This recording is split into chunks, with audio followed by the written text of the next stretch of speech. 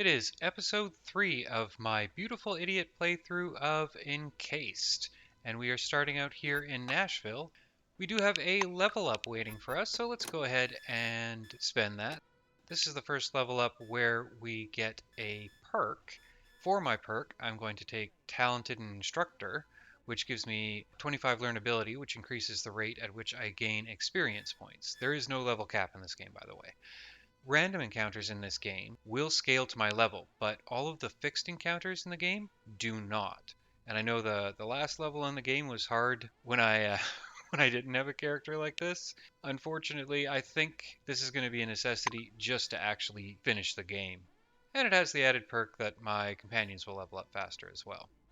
For my skill points, I have to take 11 points in hand-to-hand, despite the fact that this is a supposed to be a melee build, because that unlocks Fighting Stance. That increases my defense and my close quarters damage, and close quarters damage includes melee weapons. This will actually benefit me more than the equivalent points in melee weapons would, which we're eventually going to max out. And we'll put 2 points in melee weapons to finish that off. As long as I have that many points in hand-to-hand, for now, it actually kind of makes sense to put on a punching weapon in addition to my hammer. Any of you who've played the game before are probably wondering why I didn't start out by taking Observant. Well, Observant requires 6 points in Perception, which I don't have. The computer blinks its light bulbs and makes a loud noise. That must be the exact sound of electricity being cut into tiny pieces and turned into zeros and ones. Educational cartoons cannot lie. Some lines are flashing on the screen. Attention, levels -2 and -3 are now in isolation mode. Use the security terminal to unlock doors and elevators. Bang your head against the keyboard until you've successfully entered Stat Check. After 150 knocks, your tenacity is rewarded. A message appears on the screen. System notification. The door is locked. Enter Open to unlock. Sticking your tongue out to aid your concentration, persistently enter Open. The door has been unlocked. Enter the word menu, the only one you know from the entire list of commands. It takes you several attempts to enter the word menu. After all, it's a whole 4 letters long. When you finally get it right, new lines appear on the screen. Bow to the terminal and walk away.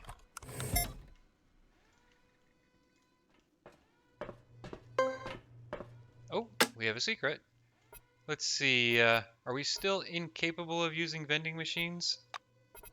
Yeah, we still can't we're still too dumb to use a vending machine. Alright, so what I am trying to do right now...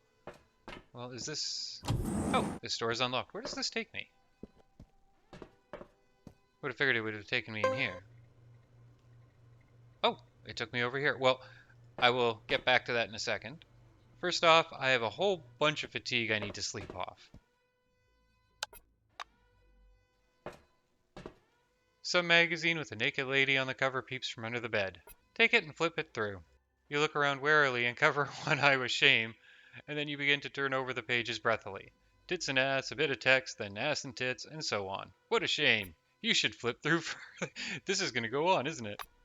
Your enjoyment is marred only by the scribbles covering most of the pages. They don't allow you to fully enjoy the interesting articles. Say, tee tits, and move away. The telephone rings. The light on it flickers. You lift the receiver. Just bellow. Hear someone moan hoarsely and questioningly. Let's fall back on the funny story about a leprechaun in a lavatory. The phone echoes with strange voices. They're like a chaotic choir, pouring, ringing, and shimmering, performing a song without a melody. Either merging or interrupting each other, these voices pronounce the word moron in different ways. This goes on for several more minutes, then you hear a click and the busy signal. Hang up the receiver angrily. Let's use this terminal. Access denied. Let's go ahead and hack it for 1 experience point. There's a large crack on the dark, dirty monitor. Well, that wasn't helpful. Apologize to the terminal and move away. Scratch 1 hacking disk. Pity we couldn't figure that out before we tried to get in there. Alright, through the ventilation hatch. Perhaps I can use a broken vending machine? The Vega Drinks vending machine casts sleek glances at you from the shadows. It seems to be peaceful, but perhaps it is simply waiting for the right moment to attack. You remember your previous encounter with these wily creatures. You should stay sharp. Perform the dance of death and horror before the machine. You jump up near the machine in rage, swinging your arms and legs and showing fox. It's your understanding that this is exactly how the dance of death and horror looks. Your actions don't produce any results. You get angry and kick the machine hard. I'm guessing it hurt. Oh! Score! Machine utters a piteous moan and throws something out of its tray again as if it hopes to appease its aggressor. Finish the battle. Well, we finally got something out of one of them. Corner of my eye, I missed a guy here. Nashville base employees selectron. Well, that could come in handy. Ooh, we have a shotgun here. Not that it's of any use to us with no perception, but it's interesting. Probably have to be dropped, though. What does this note say? Consider this note my official report. I, Major Seymour Hobbs, head of security for C-12 Nashville, take full responsibility for all decisions leading to loss of life. I activated the final protocols and locked the door to the security room. I will remain here to stop anyone attempting to break through or interrupt this protocol. I act as my duty demands, but I cannot live with it. I don't know what else to add. Tell my family I love them. So the reason he had a shotgun was because he, yeah. Alright, let's check this elevator terminal. Some horrid red letters are flashing on the screen. There are too many, and you're afraid to read them. Sit on the keyboard. You perch on the terminal, making yourself comfortable and fidget for a while until you get bored. The red text is still angry, glowing on the monitor. Kick the terminal? The terminal has been successfully kicked. This might be the only success you've achieved in your life. The screen blinks, and suddenly you hear humming of the elevator somewhere from behind the wall. Who's computer master? You are computer master. Now the monitor says that isolation mode is disabled. Whatever that means.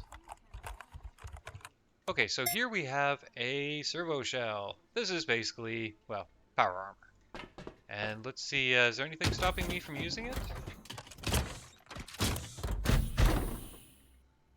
Nope, I am wearing a servo shell. How about that?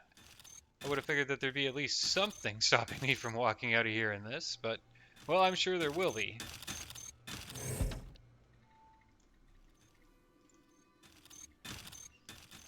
Does this actually deal with my encumbrance? How much can I carry? So I can carry 63. Okay, so this actually means I can carry more stuff. I don't have to go through my my junk and start discarding stuff yet. On the control pad of the elevator, you see a speaker and a large, pretty buttons with floor numbers. Lean over to the speaker and ask for a diet soda and large french fries. You wait for your order, but there's still no sign of it. Say hello? The speaker is silent, or perhaps it's shy, or it just doesn't want to answer. Let's start with the residential area. Bright light blinds you as soon as the elevator's braking mechanism engages. A flashlight is pointing straight at your eyes, preventing you from seeing whoever's in front of you. The light flickers. You hear the slide of a gun being drawn. Shout surprise and sputter a melody between farting lips. That would get me shot. It's hilarious, but yeah, we're gonna go with you are standing on a brightly lit stage. Bow regally to your distinguished audience. The person with the flashlight snorts, confused. A beam of light pauses on your face for a moment, then dies out. As your eyes adjust to the half-light, you see a man's silhouette standing in the gloomy corridor. You like my joke, eh? Damn bad time for jokes this is. The stranger takes a step towards you so you can see him properly. He's wearing a shabby orange jumpsuit with patch pockets. The metal badge on his chest reads, Tim Ginsburg. You gawk at Ginsburg and he stares back at your dumb, cheerful face. Ah, now I see. You're one of those slack-jawed Mowglis. Well, Kronos has got real cheek employing people at your end of the IQ chart. They must pay you peanuts, eh? But you probably don't even care about money. He gives you a friendly clap on the shoulder and takes a step towards the elevator but then stops. Listen, Mowgli, I'm getting out of here, and you'd be smart to do the same. I know the boss gave you your orders and everything, but you and me know better than to stick around here. Ask where, and gesture vaguely around. Ginsburg frowns, trying to decipher your question. Where what? You mean the expedition, Mowgli? Forget it, it's hopeless. One got lost, another died, and the other two are sitting and waiting for death 1 floor below. He gives you a sympathetic look. You understand nothing, right? Look. Me, you, go upstairs. Ginsberg's face goes through a series of exaggerated expressions as he explains his idea. Clap your hands. Tim spits on the floor in disappointment. Damn it all. See, Mowgli, I got no problem if you want to tag along. But I'm taking the express, not the mail coach. So make up your mind now before I leave Nashville. I hope we won't see you again. Ginsberg walks past you onto the platform and hits the button. The elevator ascends, leaving you alone in the corridor. So let's go through this sequentially. Probably couldn't hurt to... Oh, I can't sneak with the servo shell, eh? Alright. These turrets are going to attack me. Let's see if I can just run past them. Nope. How far can I get? Yeah. Okay, so I can run past them. I just have to do it in combat, so to speak. Love the idea that there's this idiot in power armor running around with a hammer. I'm going to wait out this turn. Okay, well, that's not working today. Let's go ahead and... oh, can I lockpick in the middle of combat? Can't be used in combat. Okay. How far away from this thing do I have to get for it to disengage? Perhaps it won't... You know what? What the hell? Why not? Let's go and hit this thing with a hammer.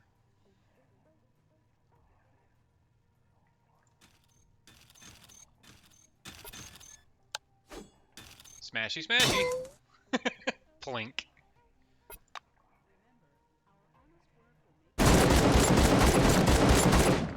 Well, that's a pretty decent amount of damage.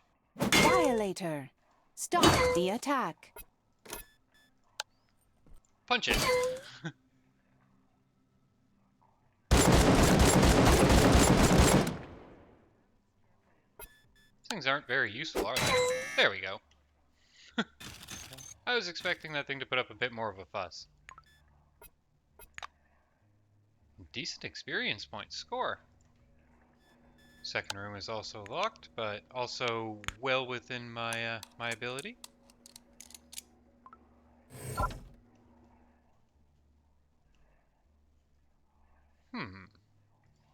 I was thinking about pickpocketing them, but let's have a chat. A gorgeous, black-haired man in a formal suit is cockily twisting and turning before the mirror. He seems to like himself very much. Tell him his jacket is cool. Either because he hears your comment or for some other reason, the young man smiles. Greet him. He doesn't respond. He's completely preoccupied with his reflection. Gesture indecently at him and leave. So let's see about the viability of pickpocketing someone who is facing me.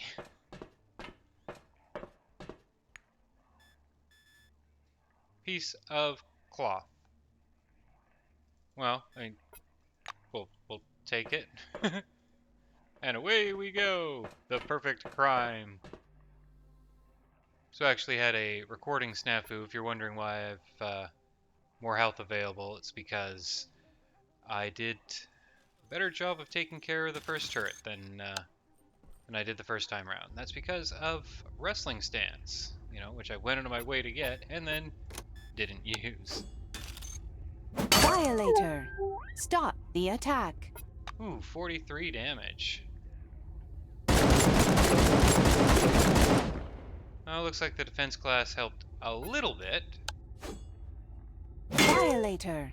Stop the attack. I don't think these things have any evasion whatsoever. Yeah, that fighting stance massively improves my my combat effectiveness. This guy has a briefcase, but I think that's the sum total of what we're going to find. An empty briefcase. Do mirrors hold items? They didn't, like, Fallout 4. You look into the dirty, dark glass of the mirror. A creepy, distorted face appears for a moment behind your shoulder and quickly I thought it was going to say that I was the creepy face, but no, that is, that's a little disconcerting. Hiya, buddy, what are you up to? You see a black shadow in the dark corridor pushing a tangle of wet rags over the floor, moaning. You come closer to it, and step on a bloody stain. The floor tiles are covered with blood. The orange, down on all fours, is smearing it with his own intestines fallen out of his ripped abdomen. He forces his head up. His face looks gray, his eyes barely gleaming out of the sunken sockets. They seem to be on the verge of closing for good. You see a badge reading Terry Bates on his uniform. He mumbles quietly, staring blankly at you. Mary, you're stomping all over our liner's wing. What will the captain say? Tell him he missed a spot right there. He lifts his bleary eyes to you and then looks down at the bloody floor again. That's right. The thanks. I'll fix it right now. Then Terry returns to his occupation. Move away with loud, slapping footsteps on the wet floor. Well, let's rob him too. Tell me you got something good on you. Shiv? Well, I wouldn't call that good, but... Oh, I'll take the lockpick. Well, I mean, I'm going to take it all, but... See you, buddy. Someone touched us? Covered our place with their scent? That's kind of a creepy thing to say, but... All this lockpicking is rapidly driving up the fatigue. I do need another nap, but I will hold off on that for the moment. Let's see, is this any good? You notice my current jacket gives me -10 evasion. No, overall that's not very good, and we'll have to see whether or not it's worth the wait. It'll probably wind up getting dropped. Doo-doo-doo. I have a new favorite thing. Yoink. Oh, $55. Went upstairs to sleep off some of the fatigue. And up here we have Tim Ginsberg again. Standing by the fallen elevator, Ginsberg reminds you of a Christmas tree. Sparkly chains are hanging from the orange's neck, and there's a lady's gold watch on his left wrist. So, where were we? He nods unhappily. Damn it, Mowgli, the elevator's collapsed. Fallen. Fallen. Fucking hell, do you understand anything I'm saying? Shout, the elevator's fallen! Drop to the floor and roll Get away. Ooh, this guy had lots of good stuff. We'll take it all. And see ya. Damn it, I was robbed. I think it's the deafness skill that dictates how effective that is. And, well, I've got a lot of that, so... Well, there's still people to pickpocket here, so... Let's start with the infirmary, I guess. Which... Okay. Broken toilet. Well, what happens when we interact with a broken toilet? Broken toilet thingy. A strange gizmo smaller than your typical relic. It's a relic? See if the terminal has anything for us. You read out loud from the monitor. Seems familiar. Dr. Grau, report on condition of station residents with comments and illustrations. Push random buttons. The computer says it does not recognize your command. More random buttons. More. This is... Oh, it's because it's... it's building up a queue. Okay. Well, we're not getting anything out of that computer. For a relic, that is awfully garbage. And it's heavy. So, that's probably the first item I've ever left behind. And it's a relic. This lockpick ability is really changing the game for me. I didn't have it at all the first time round, so all these places I couldn't get into. There are ways of getting through this, obviously. It doesn't lock you out, but it is nice seeing that there is more to the game. It isn't thoroughly linear. Well, I suppose the plot is still somewhat linear? Well, we'll have to see, I guess. There is a very angry lady standing in the middle of the room. She's swinging her arms and talking loudly with somebody, though this somebody exists only in her mind. There is no one else in this room but you. Defend her invisible companion. No, let's yell at her invisible companion too. Instead of the invisible guy, you imagine some composite character in the form of all the offenders you met in your journey through life. You become inflamed and begin to swear hard towards this scum. Of course, it's completely useless, but very pleasant. Well, let's ask her about the nature of this conflict. She doesn't hear you. You're a waste of space. The woman is accusingly poking her finger at someone, and if you were a little bit closer, it would bump into you. Where is my pizza? I placed the order over half an hour ago. Do you deliver from China or what? No, I said no anchovies. What idiot answers advertisements these days? Let's move away. A brooding man stands opposite the open refrigerator. He mutters something under his breath, one hand on the door. His gaze is frozen on the shelves inside. Ask him to make a sandwich. A sandwich? Yes, that's a good idea, but I have no tuna, or cheese, or ham, or butter. I don't have any bread either. I better make a salad. Or a soup? The man keeps muttering under his breath about food. Look inside the fridge. Well, what do we have here? A can of Sprats? A chocolate? No, this is a plastic card. Who can eat a plastic card? Is he a robot? You should find him at any cost. Take the card and lick it. The only option. Oh, I just got a quest updated on that as well. It tastes like a card of universal access. Let's move away. I think I could regret getting in the fridge. Well, you know we're gonna rob this guy too, but let's go ahead and just sleep in his bed first. Oh, we can't sleep because there's a whole bunch of people on the floor looking for me. I'm certainly making some decent money doing this.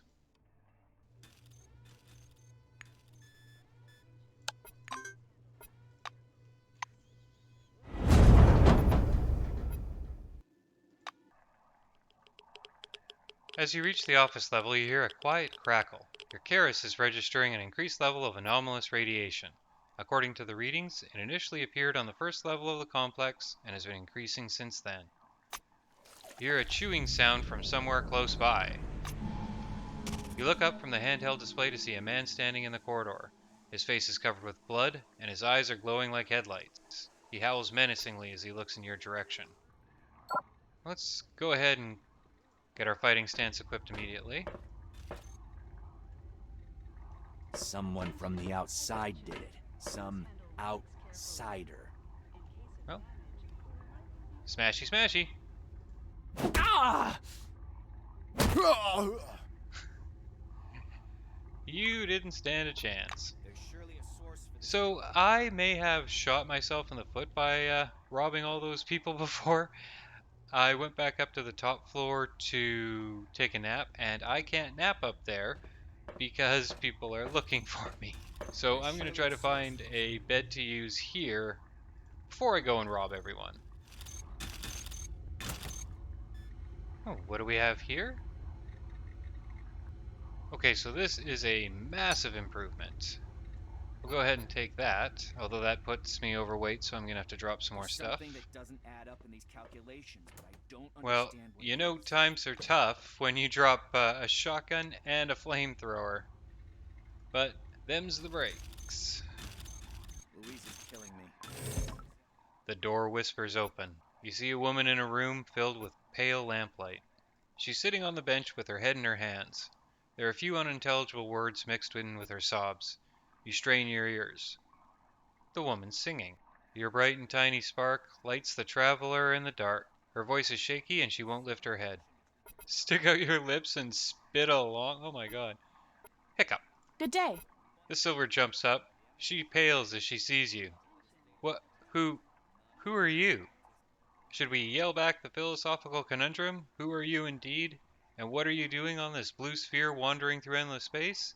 Or should we be polite and run up to her and shout our name? Let's do the latter. You shout. The woman starts yelling and screaming too, squeezing herself into a corner. Well, okay, maybe that wasn't the best plan. She searches her pockets frantically, her hands shaking so hard it takes a few minutes. Oh god, where's my gun? I've lost my gun. That's probably a good thing. I mean, you'd lose the fight, but... Silver suddenly falls silent and studies your badge. Wait, you're assigned to Magellan. Are you from the rescue team? Is this some kind of joke? Something that doesn't add up in these calculations. Extract your finger from your nose and wag it at her warningly. No joking, you're quite serious. The young woman laughs hysterically at your buffoonery. Damn glad to finally meet you. I'm Louise Deckershall's leader of the expedition, which is no more. The orange ran away, the blue died, we've got no news from our black, and our white's gone mad. Tell your superiors, and tell them their rescue operation can kiss my fat, pasty white ass. Oh, she means me. The silver roars with hysterical laughter again, then wraps her arms around her head and starts crying.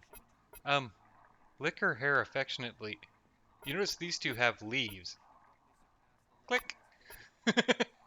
She pushes you away, disgusting. Ugh, you're revolting. Okay, now we have leave and leave. I'm guessing that that kind of behavior would make her think you're just like everyone else here. Say, and so are you, and leave. Yes. You get out. Now. The door's selectron port was clumsily broken at some point. You can hear a quiet drone from behind the door. A small silver plate reading computer room points at the source. Approach the door and exclaim, "Doodle doo!" Your actions are not ignored. Quiet but heavy footsteps approach from within. Good day. A man approaches the door and pries the two panels slightly apart. You see glittering glasses and a glimpse of a lab coat in the darkness. Who are you?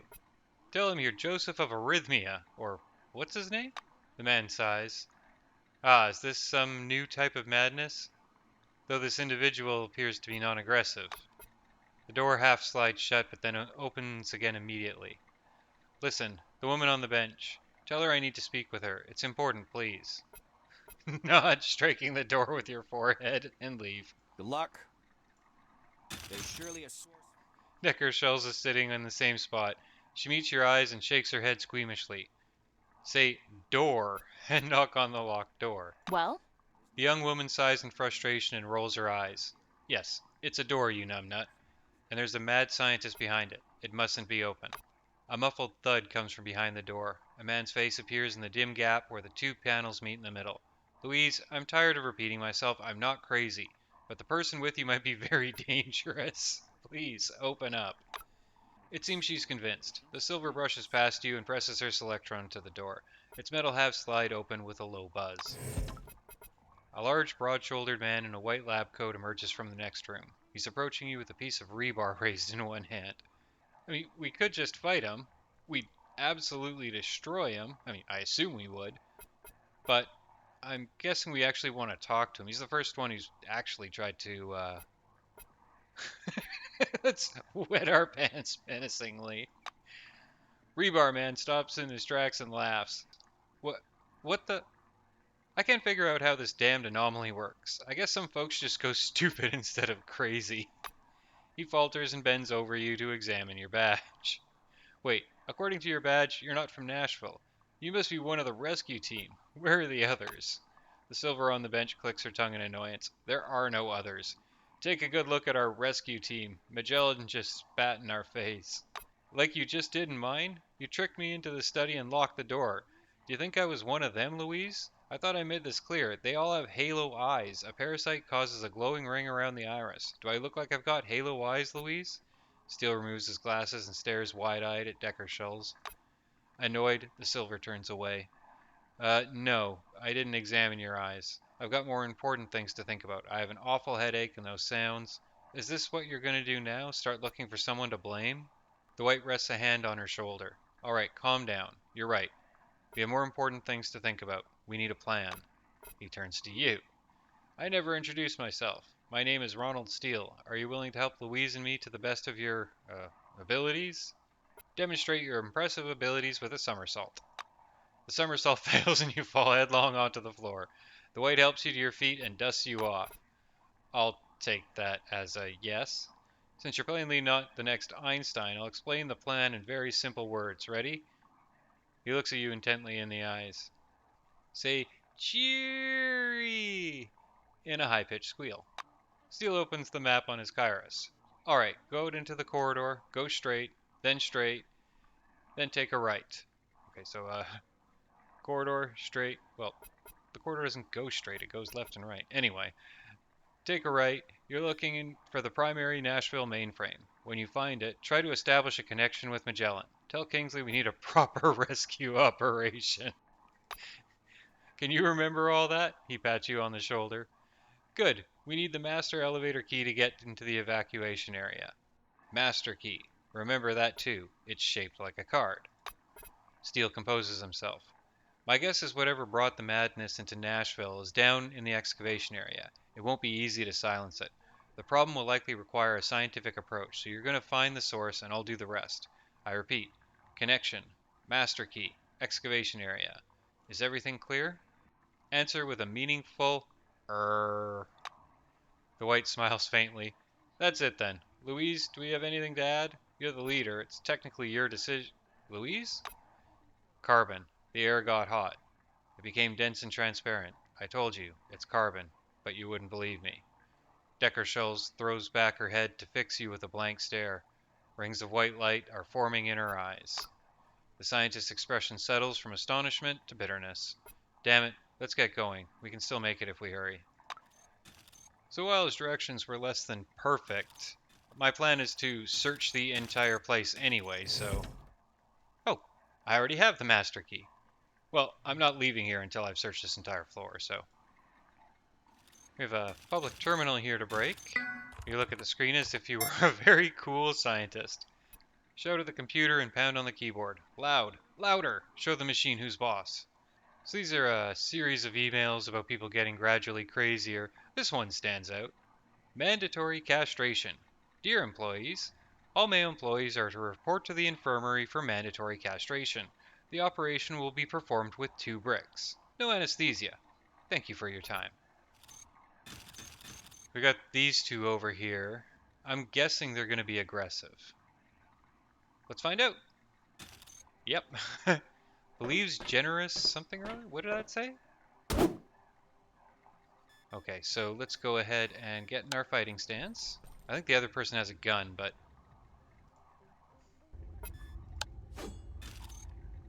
Whack.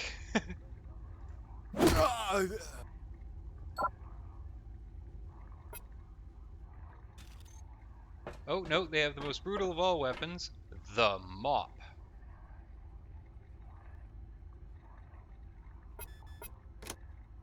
Oh, that's right. When did I switch over to the shiv? Okay, so we have a shiv now. I don't remember when I put that on. It's a quicker weapon than our hammer and has Mercy Strike, which I'm sure we'll be using at some point. I'm guessing that this is going to be a bad plan, but I imagine with 4 people in here, there's going to have to be some reason to go and say hi. Let's see how we do against 4 enemies. Inside a protective field.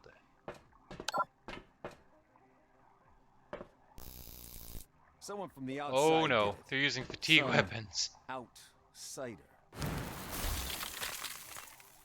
Okay, this may not be the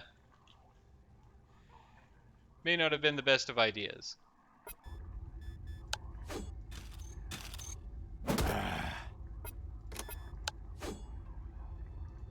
You know what? Let's use this because it uses less action points.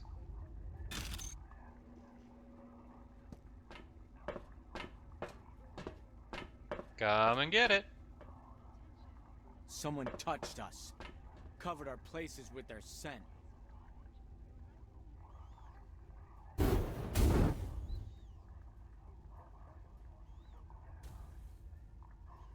It's interesting that he's giving himself fatigue. So it looks like I'm not exactly struggling here, and these guys have basically no health, so I can just use the shiv on them.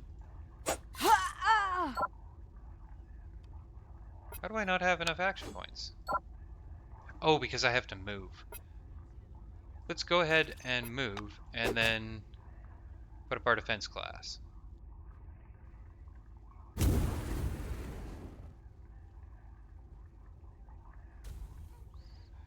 Ooh, 30 damage. So I suppose these people didn't actually have to die, but I am enjoying this this melee build. So yeah, dying is exactly what's about to happen to them.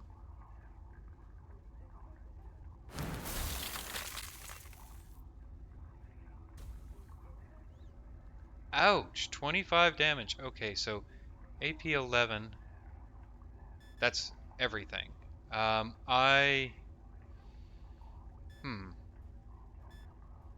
gonna chance it. This is probably a bad idea. Okay, mist is good. 10 damage. Alright, well, this should deal with you. And I'm going to go ahead and use first aid on myself, even though I'm already tired with significant fatigue, and I don't know where I'm going to be able to deal with that. It is unfortunate that I can't use these these drink dispensers because I would very much like to get a caffeinated drink out of them. Caffeinated drinks lower your fatigue, and that's about the only way I can do it right now. Let's see whether or not I have any on me. Oh, I have lots. Okay. So I have coffee, more coffee, more coffee. Okay. That dealt with the fatigue problem right there. Hopefully these fridges are going to cough up a bit more. Well, they had some beer in them. That's not exactly what I'm looking for. Wonder if there's some sort of bad ending you can get in this game if you've killed too many people by the end. You know what I should probably do before I walk through this door? I'm going to go ahead and light up fighting stance first. Ouch. Okay, well, not as ouch as it looked like it was. Okay, so is it... Oh, I'm stuck to the ground, aren't I? Well, let's go with spending everything on defense class. 22 defense.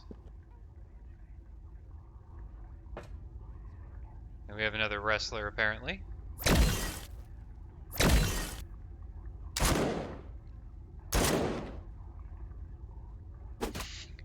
I have every status known to man stacking up here.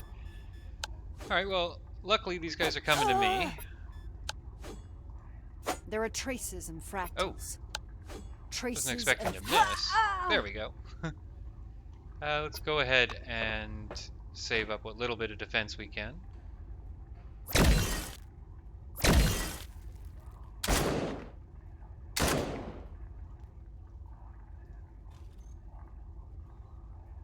Now, can we kill this guy in one hit? No, we can't. So there isn't a lot of point in using the hammer.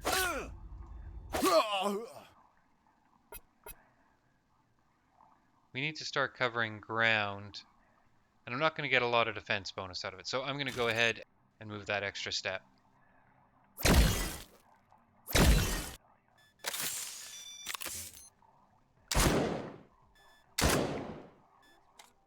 Has my, it looks like my fighting stance is actually already worn off, or maybe they hit me with something that removes status effects?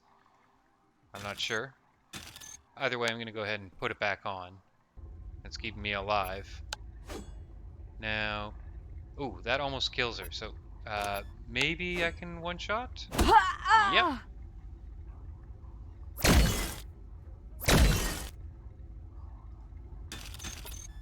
And this should finish her off. Again, I don't think any of that was necessary, but it's experience points. Doesn't help that all these people are named. Okay, so, ooh, another servo shell. Interesting. Let's see what this control terminal has for us. Judging by the angry red letters, the screen shows that things are bad at the station. Randomly bang on some keys. The screen blinks and then says something about open doors and inactive turrets. You know what? Let's leave it there, because who knows what randomly banging on some keys is going to do if we hit it again. Let's move away from the terminal, shaking our fists and saying, you better watch it. We're going to want to open the door while the servo shell's right next to us. Yeah, engage him immediately. Oh, looks like it's just me and the servo shell at the moment. Go ahead and put fighting stance on, which I probably should have done before I walked in. Give buddy a whack.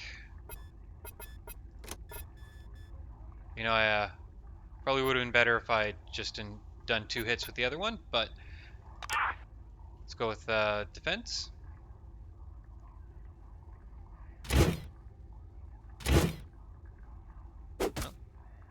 Oh, wow. Okay, so these guys are a little bit better than my usual fare.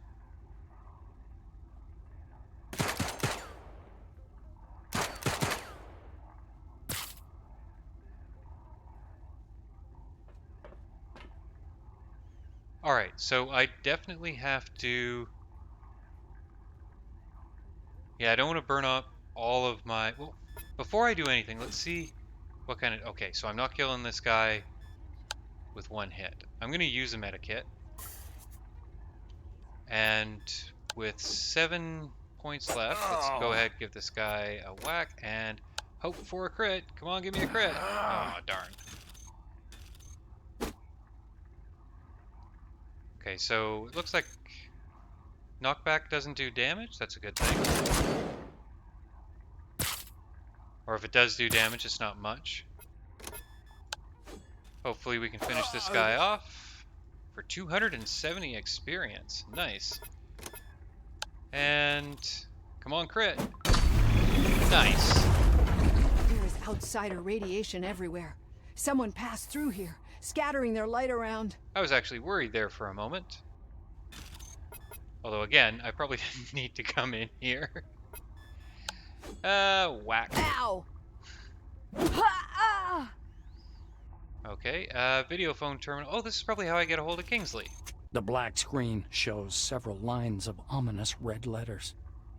There are a lot of difficult, unfamiliar words, something about a final protocol and isolation mode preventing the connection from being repaired. Well, that's kind of anticlimactic.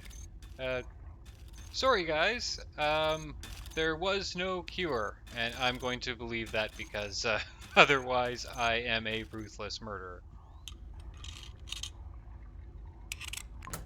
Ooh. Okay, so that's just immediately better than what I have. Excellent. So the hat is arguably better.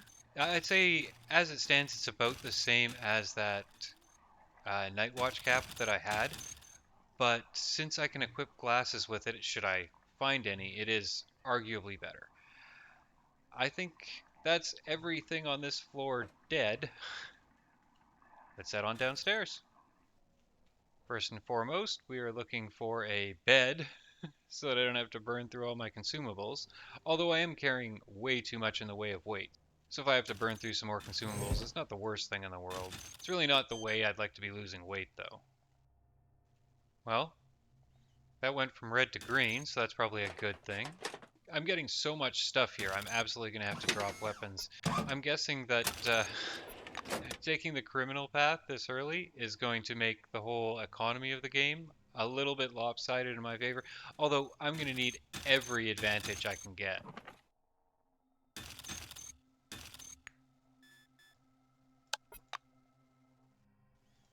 Well, another one of these terminals. And the rule of 3 tells us this will be the last of the terminals we need to turn on. Before we do that, let's interact with this relic. Actually, let's scan it, something I forget to do all the time. Really? I can't scan the relic? Okay, well let's talk to these people before we go flicking switches. Let's talk to the crazy person first. Her eyes are wide open.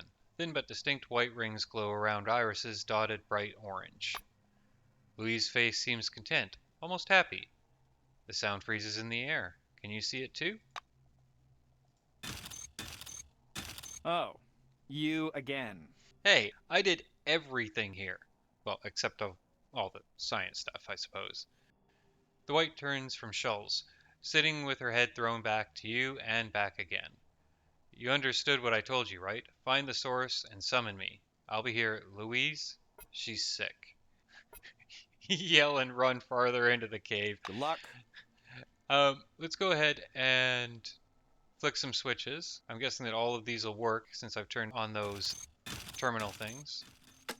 Well, that's a good sign. I assume it's a good sign. Generally speaking, people don't use green lights for danger.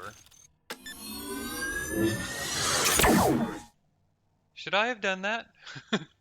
You know, I'm going to have another chat. He's going to be like, why did you do that? Are you nuts? Oh, you again. See you later. Okay, well, let's head on into the cave, I guess. I'm going to make sure that this lighting is indeed on. Enabling lighting in the excavation zone. Okay. Damage to power system detected. Start the emergency generator. Emergency generator. Okay. Okay, so it looks like the emergency generator's over in this direction. Uh-oh. Consumed by darkness. What exactly does that mean? Well, whatever it is, it gave me a level up. You get a perk every 3 levels, and this is not one of them, so we just get some ability points. And what I would like to do is bring contraptions up to 30. Now, you see that I have to get it above 30 to actually unlock it. That's because it's only the base value that affects what it unlocks. So now I can throw grenades and the like, and well, that was the reason I did that. The remaining 2 points are going into melee, and that is our skill level.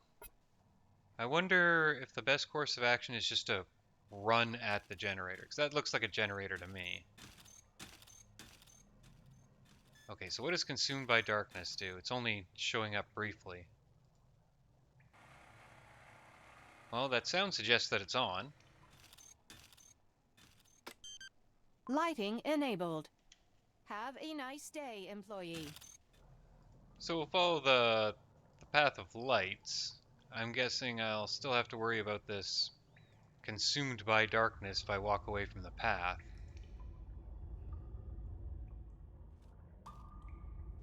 Do you think that maybe this thing has to do with everything that's gone wrong here? Just maybe? You know what? Let's do the logical thing and touch it. A large ball of light, like a cracked candy cane, hovers above a metal pedestal in the back of the cave. The ball does not react in any way to your delighted ooh. Perhaps it doesn't care. Or it's just deaf. You walk up and timidly lick the lollipop ball. Hot, not tasty. Suddenly, you feel an invisible force entering your head. Your consciousness drains until it is empty, even by your standards. What remains is a harsh, white nothing, in the middle of which hovers a dancing gnome in a bandana and a monkey playing the timpani. That sounds pleasant. All of your consciousness unfolds like a giant canvas, hurling you into a dark auditorium. You see the maelstrom swirling over Nashville. Pulling you from the crumbling walls of the base, it lifts your mind above the world. It covers the lands of the dome like a gigantic spot, in the swirling shadow of which the lights of human consciousness flicker. Some of them fade away, barely in contact with the maelstrom. Others grow dimmer and blink painfully. Some glow with a strange, cold light.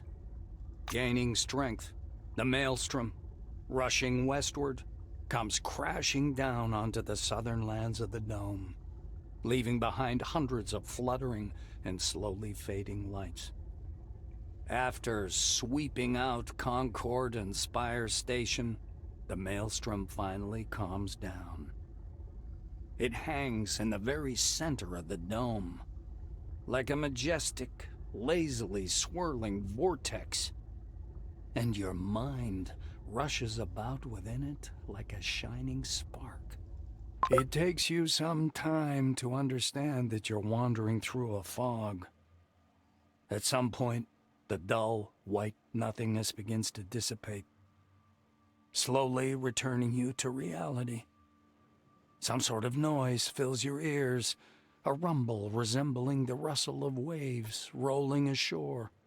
The world around you is covered with something fluffy and soft. Is it smoke? Is it fog? Is it snow? Or maybe it's cotton candy. Well, we're nothing if not consistent. Let's eat the mist. You kneel and snatch the soft white patches hovering around you with both hands and stuff your mouth full with them. Unfortunately, this isn't cotton candy at all. The mist is absolutely flavorless. You drop this useless thing and look around. The place looks like a school locker full of smoke. Vague shadows loom out of the mist overhead. Broken walls bristling with exposed beams. The dusty drill of an earth mover lying on its side. yellowed documents, boxes, crushed steel cabinets that tumbled down through gaps in the floor. The space beneath your feet resembles thick but perfectly transparent ice. A vortex of clouds spins slowly below, the lights still flickering. They're the same lights you saw when you first touched the sphere. The lights are actively moving, wandering, gathering. Iridescent, they form both small and large groups, and the desert far below changes, following their pattern. Settlements appear in the north, in the east, in the west, and even in the dull yellow barrens of the south. They grow right before your eyes, as if time were moving ahead at incredible speed. Well, I don't think we're in Kansas anymore. So this is the inside of Maelstrom, the anomaly hinted at the very beginning of the game. Around us are the visages of characters we have met or will meet throughout the course of the game, and there's a lot more than just the 4 here. This goes on for a bit. Now, if you're playing this single player, it passes by pretty quickly because you can read 3 times faster than I can speak. But for the sake of a video, I'm going to abridge the holy heck out of this. As far as missing anything, this is far less about exposition than it is for setting mood and place, so I'll touch on the important ones, and we'll move on. Hi there. Steele's face, wise, confident, and focused as ever, seems to be lit by the screen of an invisible computer. He looks up at you and a smile appears on his lips. You? Wow, this is amusing. I was certain you were dead. He walks up and touches you with his palm, but you feel nothing. Ronald looks disappointed. His uncertain gestures suggest he feels nothing, just like you. What was I hoping for anyway? Steele looks you in the eye. Do you know how unreal it was to survive and keep my sanity with all the psychic stress Maelstrom was generating? A lot of people lost their minds. That was what we saw here, and what happened after at Ankara, on the west side of the dome. He looks you in the eye. You know, I'm locked inside my head right now. From my perspective, it looks like the computer room where Louise locked me in. How ironic. Clara! Clara is surrounded with white light and mist, her hands clasped in prayer. She reminds you of an angel statue from some reformist church. Seeing you, her expression changes. She crosses herself, mumbling under her breath. I'm not a happy sight. She looks at you with bewilderment and disgust. I was having lunch, and then you appeared. Out of nowhere. She nervously touches the cross hanging from her neck. She steps towards you and kneels. I must repent. Clara's voice trembles. When Maelstrom broke, I didn't try to save anyone. I just got in the truck and drove away. Well, that's probably better than me killing everyone. I'm a terrible sinner. I know. But I hope you're in heaven. She raises a face distorted with suffering. Ask her what heaven is. Clara sighs wearily. Well, heaven is a place where... Her voice suddenly becomes deep and thick. She drawls as if her words were being played from a corrupted tape. Clara's face alters subtly, as if it had turned to stone. Abbott is very kind to me, but his faith is nothing I could get used to. She says in a dull voice. There's no doubt. The funny, scruffy old man standing before you is Aaron Melville, the old man from the gas station. He also recognizes you. A smile wrinkles his already wrinkled face. Ah, it's you. Long time no see, sweetheart. Melville examines you closely. Safe and sound, I see. How'd you pull that off? No one survived where you were heading. The only worst place is the center of the dome, where the spire... Well, you know. The old man points vaguely upwards with his crooked finger. You're aware, aren't you? The spire has fallen. Now the road's closed. As if folks would want to come here anyway. And here we stay, like crabs in a barrel. The old man woefully shakes his head. I guess you pick a direction and go. A dazzling flash, like an explosion from a science fiction film, sweeps far below. The lights, frozen in the desert, start to move, and a cloudy funnel begins to slowly trail after them. The funnel spreads out under your feet. Clap your hands and laugh happily. You laugh. Your laughter echoes long and loud over the endless, mist-covered white field. Flickering waves of light float northward, driven by a blowing maelstrom. Not just a maelstrom, the maelstrom. Its shadow covers the west and south of the dome, as if it had blown out the fires scattered across the desert. The gray-haired man that used to give you tasks, speaking from the large screen, is standing in the mist, squinting. Happily cry out, "Grandpa!" and run towards him. The silver looks over as if he recognizes you, albeit with great difficulty. No, it can't be. Is that you? Kingsley offers you his hand, but it passes straight through you. The old man examines his hand. Well, I should have expected that. I don't know whether you're alive or dead, but I still feel guilty for sending you on that mission.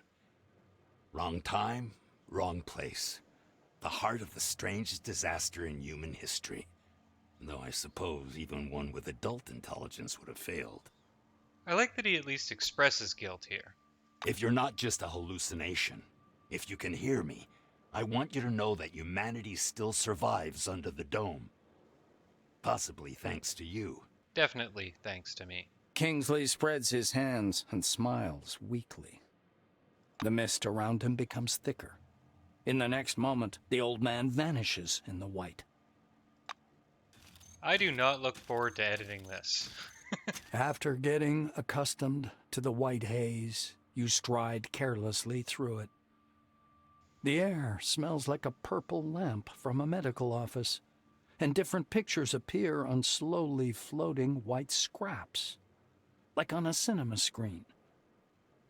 Maybe you're in a giant movie theater, and the white smoke is still cotton candy, just unsweetened. Cinema, cotton candy. Now it all makes sense. Plucking pieces of tasteless fog to put in your mouth, you start to walk, looking through the pictures as you go. There's everything here. A hall full of carpets, burgundy flags, some mercenaries, a castle on a rock, people in servo armor marching in formation, and a woman with a strange yellow eye. And somewhere in the distance you can see the slums, above the roofs of which a white concrete building rises slightly. You failed to get a good look at the last picture. The mist starts to dissolve, and with it, the delusions fade one by one. An unfamiliar woman steps out of the mist and looks at you with the wandering eyes of a mad person. She's wearing a tall, crudely made tin crown painted with gold powder enamel. She smiles, although on her, this expression is more like an evil grin. She begins to prowl around you in a circle, wary eyes locked on your face. While circling around you, she steps into the mist and stops in place, a vague, distant silhouette. So, with the Maelstrom left and the relic destroyed, thus ends the prologue of Encased. We'll have to go outside and see what's changed in the world, and I'm guessing it'll be a lot. But that'll have to wait for the next episode, and I will see you then.